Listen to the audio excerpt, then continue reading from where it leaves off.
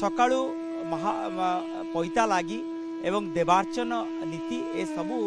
संपन्न मंगल अर्पण करिबा परे संध्या समय आरोहण करिसेंती सिंहासन आरोहण करिसेंती एवं से अनन्य दृश्य देखि पार्थुवे गजपति महाराज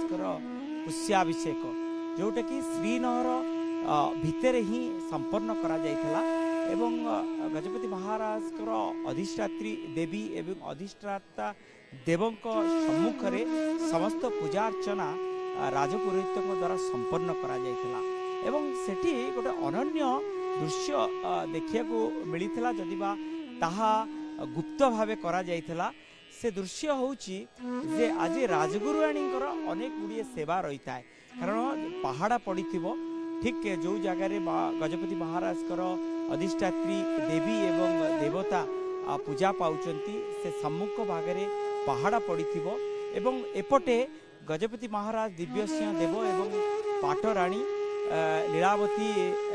पाट महादेई सी विराजमान करिथिबे एवं राजगुरुआणी उपस्थित रही